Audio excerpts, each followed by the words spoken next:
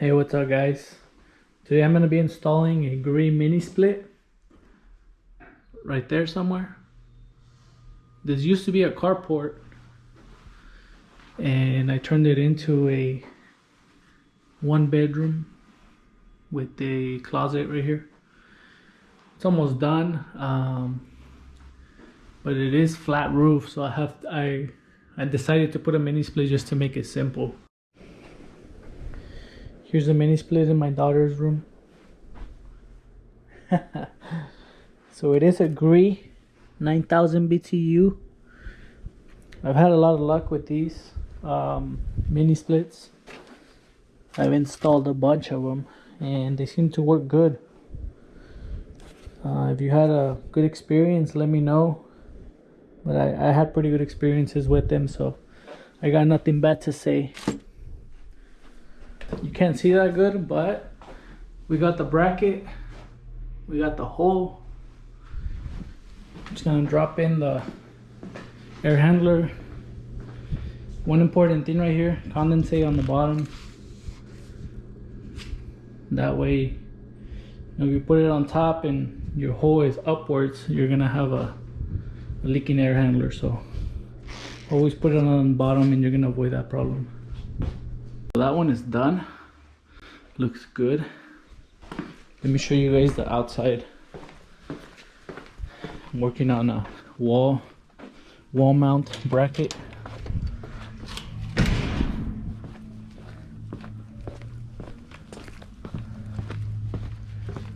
Okay. Here's this. Drain underneath. Very important. There's a wall bracket. Looking good. Bubble doesn't lie, baby. Yeah. Got the condenser mounted. Now I'm just gonna hook up the line set. So far so good. What do you guys think? About halfway done. A little bit more than halfway. I always cut the flares that come with the line set. You know, if it leaks, I want to know that it was me that fucked it up, not the manufacturer. So I never trust these flares. Although this one looks really good. Trust nobody. I always make my own flares with this right here.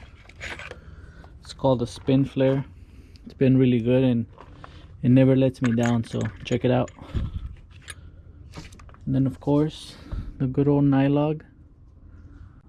I highly recommend this stuff. Helps out a lot. Just to make sure, you know, that you're not gonna have a leak. Gotta go above and beyond. So I'm checking for leaks now. I'm using this right here. Let me show you why I really like this. Boom. Has a little cotton ball at the end. It lets me get all around that valve, all around my flare. So far it seems like I don't have any leaks. The pressure is holding, so I'm just gonna give this like another 20 minutes or so and then I'm gonna call it good.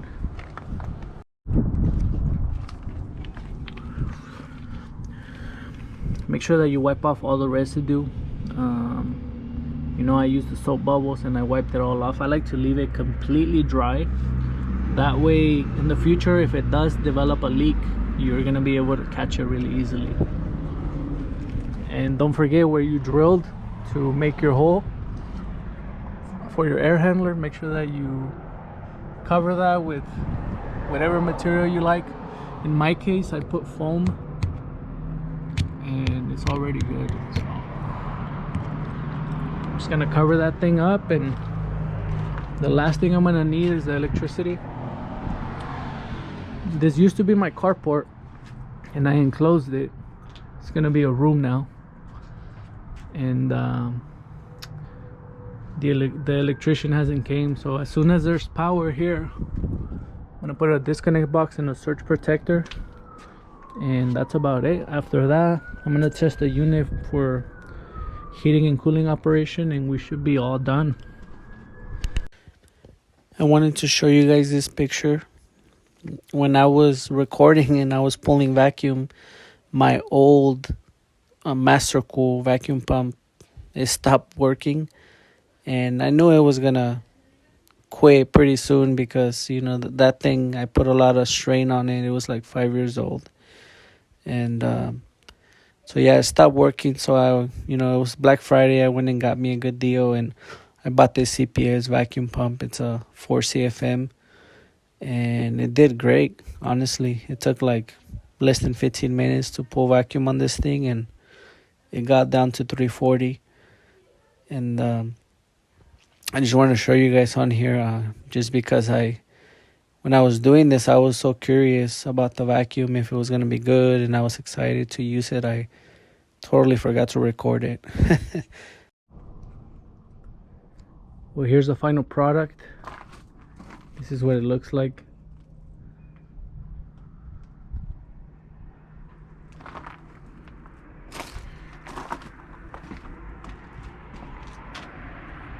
The contractor, he put this stuff on here.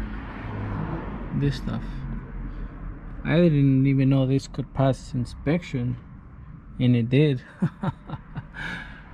Oh, it's funny, man.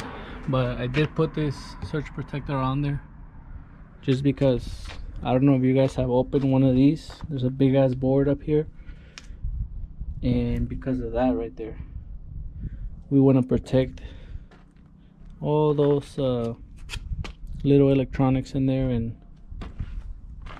I seen storms take out boards and the little capacitors in there, and then you have to replace the whole board. And so I always put one of these just to be safe. So come out all right. I'll turn it on for you guys just so you can hear how quiet this thing is.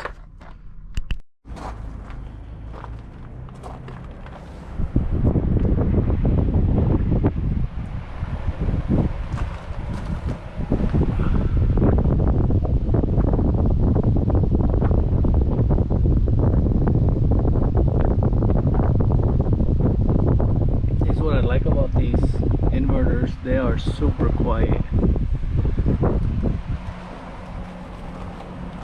I'm gonna get a little bit closer so you guys can hear it. I'm just gonna ramp up little by little.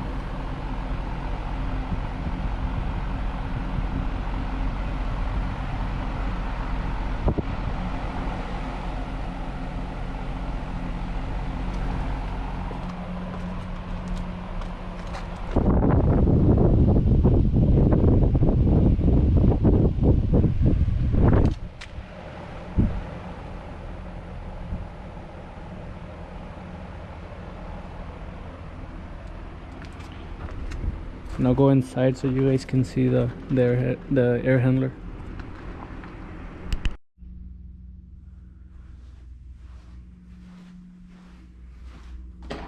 Here's the remote. We have it in heating. That's the little icon there at the bottom, and I have it at 74. What I did notice about these units in heat mode, I don't know about cooling, it just started blowing.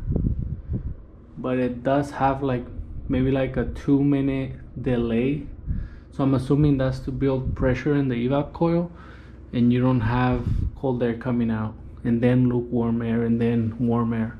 So right now it's pretty hot, so I'm assuming it's doing that so that the air, that first blast of air, it'll be hot enough to not bug the customer, which is pretty cool. I know the Bosch splits are doing that now. They will have a delay in heating just to warm up that coil, and then it'll start blowing. But overall, I'm really happy with this brand. I have installed maybe 5 of these, and they're excellent. There it goes.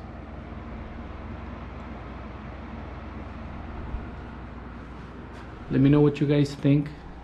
I'm thinking possibly about making some hats that say heavy pressure HVAC and sending out to sending out some of those to you guys, the viewers. So if you would like a hat, maybe I'll come up with one and I'll send it to you guys for free. Just maybe hit me up in the comments, shoot me your email or your phone number and I'll send one out to you guys.